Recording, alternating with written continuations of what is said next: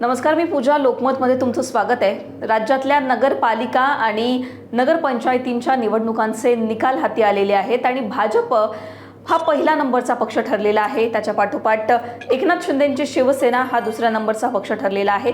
या सगळ्या मोठ्या पक्षांच्या निवडणुकीच्या निकालांचा बोलबाला सगळीकडे सुरू असताना वंचित बहुजन आघाडीने सुद्धा आपला बालेकिल्ला राखलेला आहे. या एकूणच निवडणुकांच्या निकालांबद्दल बोलायचं झालं तर अनेक असे बड्या नेत्यांचे बालेकिल्ले आहेत जे त्यांना राखता आले नाहीयेत. अनेक ठिकाणी त्यांचा पराभव झालेला आहे.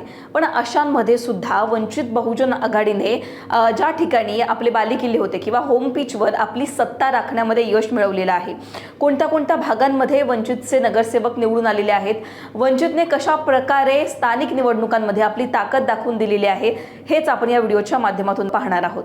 एकूणच राज्यातल्या नगरपालिका आणि नगरपंचायतींचा विचार केला तर 2 नगराध्यक्ष त्याचबरोबर 70 नगरसेवक वंचित बहुजन आघाडीचे निवडून आलेले आहेत.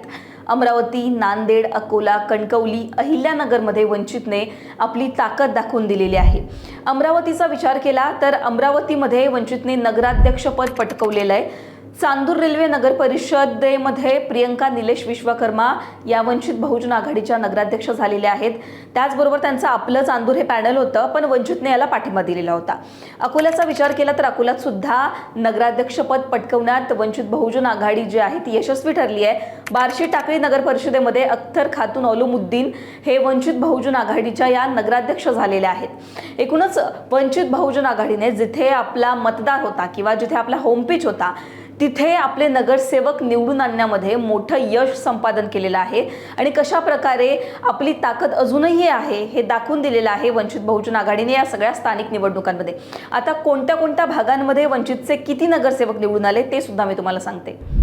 अकोला जिल्ह्याचा विचार केला तर अकोला जिल्ह्यामध्ये 25 नगरसेवक वंचितचे निवडून आलेत. अमरावतीच्या चांदूर रेल्वे नगर परिषदेमध्ये 5 नगरसेवक, अहिल्यानगरमध्ये 5, संगमनेर 2, शेगाव 1, यवतमाळ 3, जळगाव जामोद 1, कंधार 1, नागपूर जिल्ह्यातील वाडी 4, कणकवली 1, चंद्रपूर जिल्ह्यातील भद्रावती 3 आणि गडचिरोलीमध्ये 1 असे वंचितचे नगरसेवक निवडून आलेले आहेत. 2 नगराध्यक्ष पद आपल्याकडे वंचितने घेतलेली आहेत. त्याचबरोबर एकूण राज्याचा विचार केला तर 70 नगरसेवक पद वंचितच्या पारड्यामध्ये आलेली आहेत.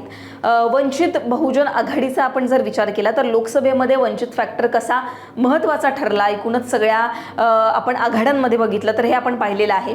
विधानसभेमध्ये वंचितची ताकद कमी झालेली पाहायला मिळाली असली तरी स्थानिक निवडणुकांमध्ये वंचितने कमबॅक केलेला आहे, पुन्हा आपण असं बोलू शकतो. आता त्या अनुषंगाने महापालिका निवडणुकांमध्ये सुद्धा वंचितने मैदानात यायला सुरुवात केलेली आहे. मुंबईचा विचार केला तर काँग्रेस वंचित बहुजन आघाडीला सोबत घेतं का असा प्रश्न उपस्थित होतोय, कारण रविवारी वंचित बहुजन आघाडी आणि काँग्रेसमध्ये एक बैठक पार पडली.